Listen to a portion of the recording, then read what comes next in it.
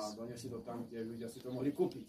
And they would present all their goods. A samozrejme si to rozložili, všetky ten svoj tovar. And then, I don't know how, but as they would be praying and speaking with the people, Neviem presne ako, ale pravdepodobne to mohlo byť tak, že sa modlili a rozprávali s tými ľuďmi. they say, oh, maybe his heart is ready, right? Možno, že jeho srdce je už pripravené. And they say, I have a pearl of great price to show with A you. mohlo to byť asi takto. Ja mám takú veľkú vzácnu perlu, veľké hodnoty pre teba. But you can't, and it's more valuable than all the things here. A je to viac cenejšie než všetky tieto veci pre tebou. But you can't tell the priest. Ale ty to nesmieš povedať žiadnemu kňazovi. And if they got that promise A keď splnil tento sľub, ten človek, from a secret hiding place in their clothes, mal ten Valdenský schované na tajnom mieste, kde zašité v svojich odeve. they would bring a piece of the scriptures A dal mu kúsok napísaného časti písma. and they would read it to the people. A čítal to tomu človeku, ľuďom. Or they would give it to them if they could read. Alebo dal im to, keď boli schopní to čítať. Or they would say, give me a piece of paper and I'll write it down, and they would write down a portion of the scripture that they had memorized. Alebo prepísal to na ďalší papier a dal to človekovi, aby si to mohol memorizovať, pamätať. And what's interesting is often these people, they would be so amazed at some of these verses. A niekedy vlastne, keď tí ľudia to dostali, tak boli úžasnutí z toho hĺbkou toho písma. Like the verse that says that the blood of Christ cleanses of all sin. Napríklad verš krv Kristova očistuje nás od našich hriechov. And they would want to hear the verse over and over and over again. A oni ten verš vlastne znovu a znovu počuli svoje mysli. As if they couldn't believe that it would be true. Oni vlastne ani nemohli tomu ani úskoro uveriť, že to je pravda. And like that, they slowly A takto pomaličky spread their seeds. rozširovali tieto semena.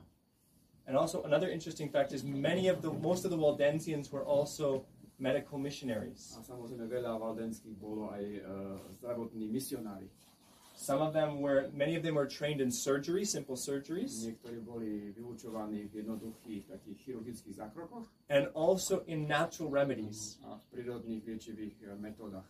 And in natural remedies that were so simple and yet so powerful. Samozrejme to boli jednoduché, ale veľmi silné prostriedky. And it makes me think of things like charcoal. I don't know if they use charcoal there. Ja teraz ako príklad hovorím to čierne. Clay. But something simple, but it was so powerful that you say, how is that possible, right? Niečo to je jednoduché, ale tak silné a účinné, že si viete predstaviť, že ako to je možné ma to vyliečiť. We see God always has the same principles that he uses, right? Samozrejme, Pán Boh má vždy rovnaký Through the princíp. centuries. On to používa stále cez tieto storočia. And using their medical skills, it would also bring them income as well as one way when they were A traveling. tým, že ľudí liečili a obchodovali, tak tiež im to prinieslo nejaký zisk. So that's a little bit of, and what's interesting is also how when you're traveling through Europe, how would you find out where the other Waldensian groups were? A tiež to mohli zaujímavé, že vlastne vy cestujete po Európe a môžete natrafiť na ďalšiu skupinu valdenských, kde si inde. How do you know where they are? There is an underground church, To right? bola cirkev podzemná, takže ako viete, že tam sú.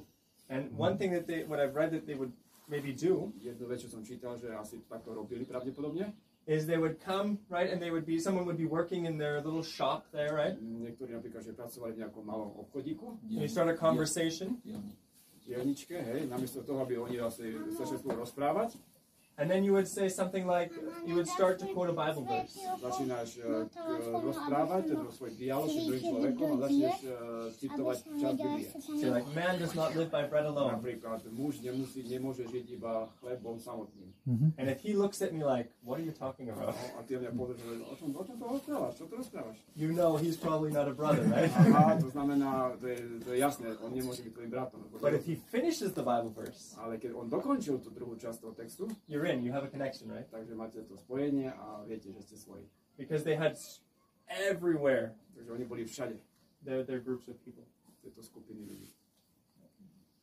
Thank you.